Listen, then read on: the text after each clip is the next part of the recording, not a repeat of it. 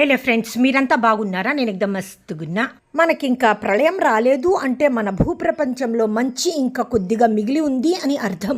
ఆ మంచికి సంబంధించిన ఒక రియల్ స్టోరీ చెప్తాను, వినండి. ఈ మధ్యనే సౌదీ రియాద్ హైకోర్టులో ఒక కేసు బెంచ్ ముందుకొచ్చింది. జడ్జి కేసు చదవటం మొదలు పెట్టారు. కేసు వేసుకున్న వారు స్వయాన అన్నదమ్ములు. ఇందులో అన్న వయసు 80 సంవత్సరాలు, తమ్ముడి వయసు 70. బహుశా ఇది ఆస్తికి సంబంధించిన కేసేమో. ఇంత వయసులో ఈ ఆస్తి అవసరమా అని ఆలోచిస్తూ కేసు పూర్తిగా చదివిన జడ్జికి దిమ్మ తిరిగిందట.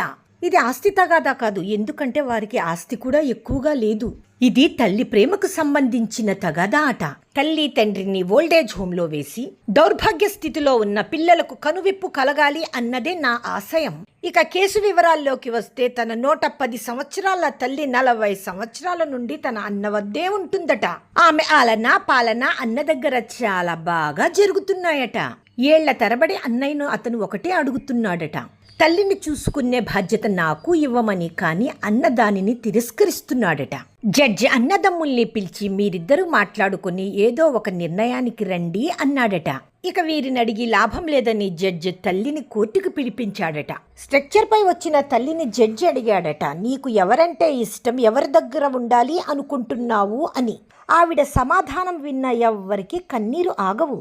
నా 2 బిడ్డలు, నాకు 2 కళ్ళు, నేను నిర్ణయం ఏమీ తీసుకోలేను, మీరు చెప్పిందే వింటాను అని చెప్పిందట. తల్లి మాట విన్న జడ్జి 2 అన్నదమ్ముల ఆరోగ్య వివరాలను సేకరించి, ఇక నుంచి తల్లి తమ్ముడి వద్దే ఉండాలి అని జడ్జిమెంట్ ఇచ్చాడట. అంతే, మాట విన్న అన్న అక్కడికక్కడే కుప్పకూలిపోయాడట. పాపం తమ్ముడు అన్నని కోల్పోయి తల్లిని జయించాడట.